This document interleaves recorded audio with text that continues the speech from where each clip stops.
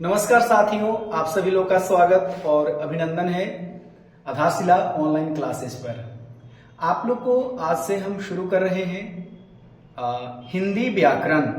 और हिंदी व्याकरण में आज आप लोग को हम बताने वाले हैं, आप लोग को जो टॉपिक लिखा गया है वर्ण परिचय। तो वर्ण परिचय या वर्ण विचार इसको बोलते हैं, ठीक है ना। तो वर्ण परिचय या वर्ण विचार, इसी से रिलेटेड आज आप लोग को टॉपिक हम पढ़ाने वाले हैं, ठीक है ना। तो चलिए आज हम स्टार्ट करते हैं और देखते हैं सबसे पहला टॉपिक वर्ण विचार या वर्ण परिचय, ठीक है। तो सबसे पहले ये जो वर्ण विचार या वर्ण के बारे में अगर हम लोग पढ़ रहे हैं तो भाषा से ही संबंधित इसमें हम लोग बहुत सारे पॉइंट्स जो है पढ़ने वाले हैं। तो सबसे पहले ये जो वर्ण है, ये वर्ण के बारे में सबसे पहले हम लोग जानेंगे कि वर्ण आखिर है क्या। तो देखिए, अगर वर्ण के बारे में अगर हम बताएं आप लोग को तो वर्ण को बोला जाता है कि इसको अगर हम परिभाषा में लिखें कि जिस मूल ध्वनि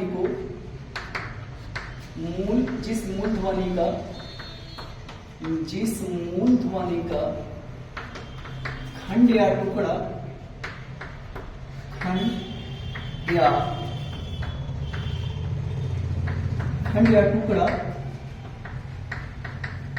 ना हो, ठीक है ना।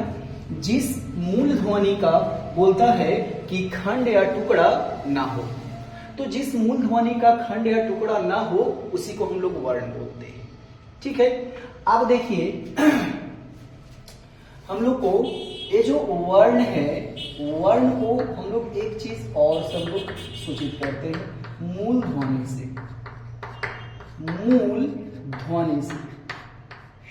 इसको मूल ध्वनि भी कहते हैं। इसको मूल ध्वनि इसीलिए बोला जाता है कि यह जो है आपको रूट, मतलब इसी के माध्यम से, इसी के सहारे हम लोग और ध्वनियों का क्या करते हैं, प्रयोग करते हैं। अब जैसे इसमें अगर मूल ध्वनि है तो इसमें मूल ध्वनि को ऐसे भी बोलते हैं कि भाषा के सबसे छोटी इकाई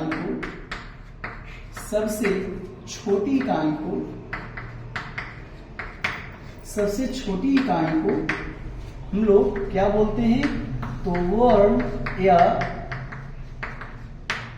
मूल ध्वनि बोलते हैं, मूल ध्वनि कहते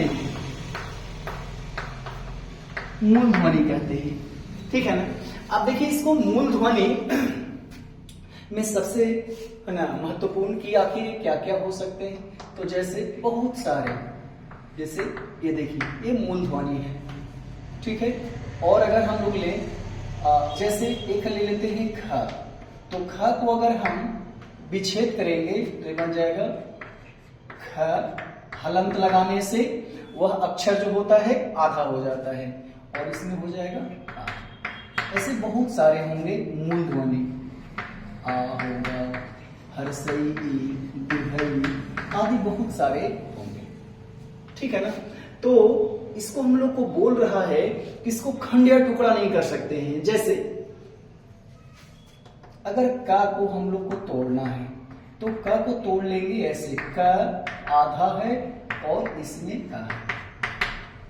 अब इसे अगर हम लोग को तोड़ने के लिए कहेगा तो इसको हम लोग नहीं तोड़ सकते हैं, इसको हम लोग तोड़ ही नहीं सकते ना, आ को हम लोग तोड़ सकते हैं। तो यही हमारा मूल ध्वनि है जिसको खंड या टुकड़ा नहीं किया जा सकता है, ठीक है ना। जैसे में एक और अगर हम ले ऐसे का, तो यहां पर हो जाएगा क प्लस आ। लेकिन इसको अगर हम तोड़ेंगे तो ये भी मूले में टूटेगा। ऐसा नहीं है कि इसको और अलग भी हम लोग ध्वनि में इसको तोड़ देंगे। तो क और आ को अ प्लस आ तोड़ेंगे तो मूल में ही टूटेगा वह, ठीक है ना। इसीलिए इसको हम लोग बोलते हैं वर्ण या मूल ध्वनि, ठीक है। अच्छा, अब देखिए, अब इसमें हम लोग को टॉपिक पढ़ना है वर्णमाला, अल्फाबेट्स, ठीक है, वर्णमाला। अब वर्णमाला में हम लोग को पढ़ना है कि कहेगा इसमें वर्णमाला में वर्णों या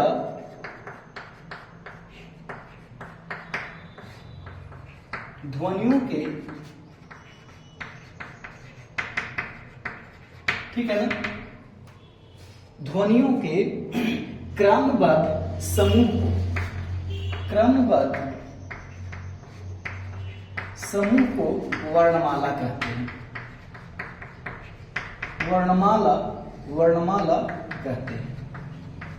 अब ये ध्यान देना है हम लोग को, वर्ण का माला, जैसे फूलों का माला, वर्ण का माला, तो बहुत सारी इसमें एक जगह पर संग्रहित रहेगा, वर्णों को एक जगह संग्रहित हम लोग करते हैं, उसीलिए इसको हम लोग बोलते हैं वर्णों या ध्वनियों क्रमबद्ध समूह।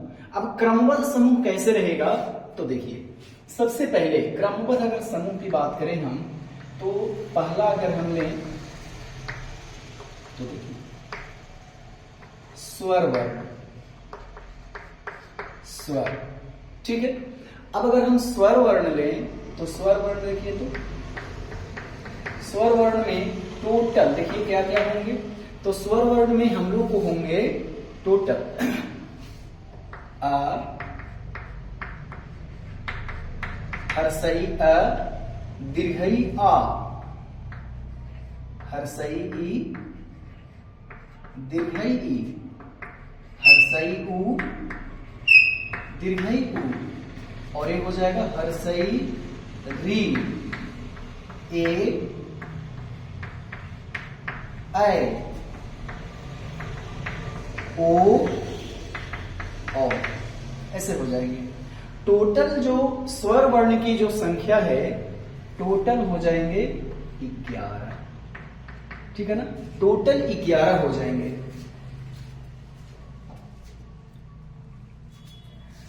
चलिए आगे अब बढ़ते हैं, अगला देखिए, दूसरा है हम लोग को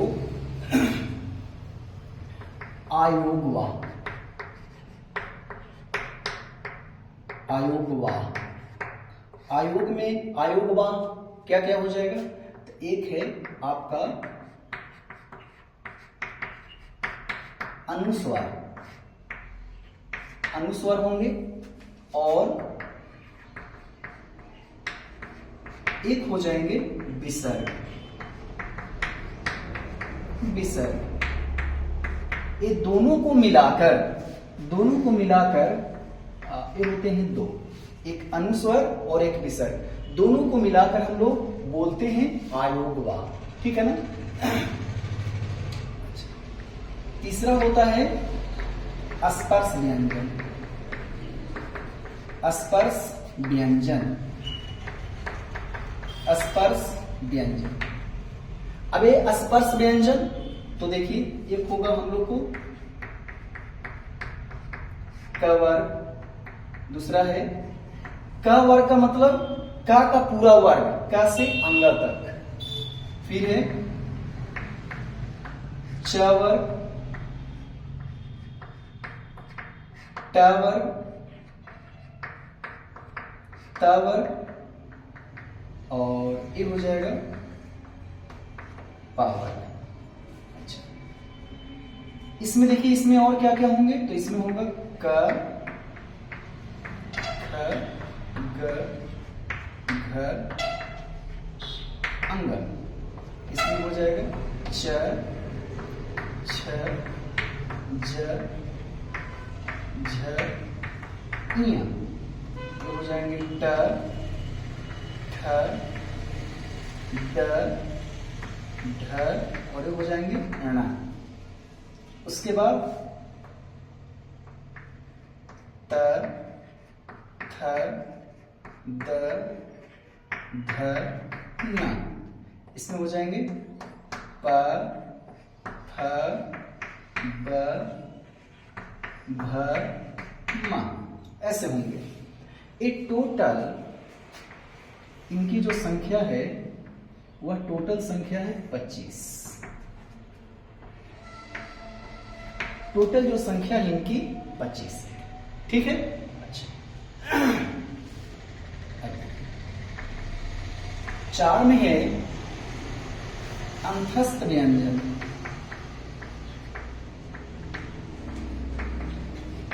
अंतस्थ व्यंजन, अंतस्थ व्यंजन, अंतस्थ व्यंजन ये हो जाएगा य, र, ल और वा। इनकी संख्या 4। ठीक है, इनकी जो संख्या होगी वह 4 होगी। आगे देखिए 5 में है उसमें व्यंजन, उसमें व्यंजन ये होगा तलावश,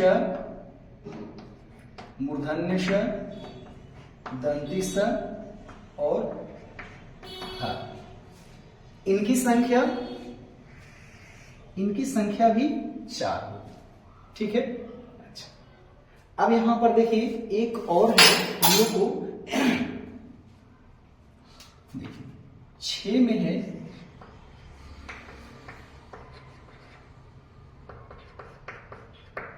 संयुक्त व्यंजन,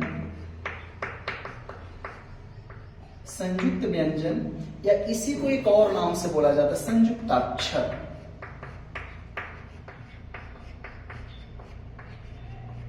संयुक्ताक्षर इसको बोला जाता है। ठीक है ना, ये हो जाएगा छ, त्र, ज्ञ और स्र। ये हो जाएंगे टोटल इनकी संख्या 4।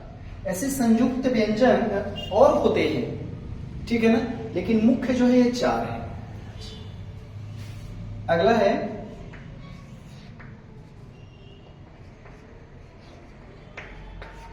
हिंदी के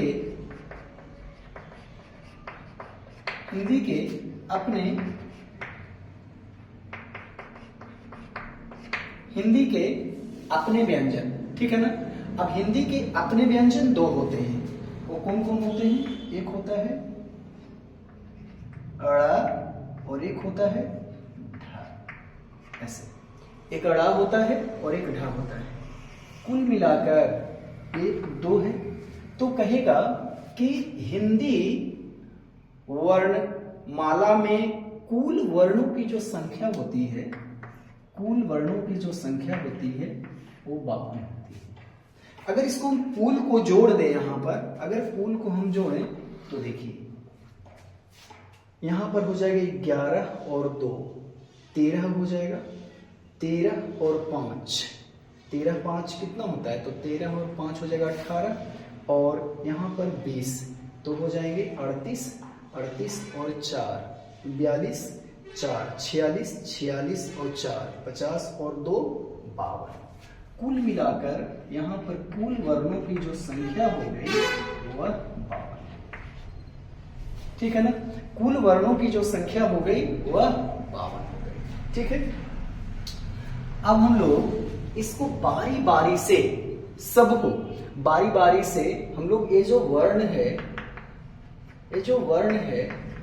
वर्ण को 2 भागों में बांटकर, ठीक है ना, 2 भागों में बांटकर एक हमारा है स्वर वर्ण और एक हमारा है व्यंजन वर्ण। व्यंजन वर्ण दोनों को अलग अलग बांट के हम लोग पढ़ेंगे। ठीक है ना, जैसे स्वर वर्ण में बहुत सारे अलग अलग प्रकार के हो जाएंगे, उच्चारण के आधार पर, है ना, उच्चारण के समय के आधार पर हो जाएगा। एक हो जाएगा हमको ह्रस्व स्वर, दीर्घ स्वर, प्लुत स्वर, ठीक है ना, और व्यंजन भी अलग अलग प्रकार के हो जाएंगे। तो हम लोग इसको व्यंजन में भी इसमें हो जाएगा, जैसे अंतस्थ व्यंजन है, उसमें व्यंजन है, संयुक्त व्यंजन, संयुक्ताक्षर है। तो अलग अलग प्रकार से हम लोग, है ना, इसमें पढ़ेंगे।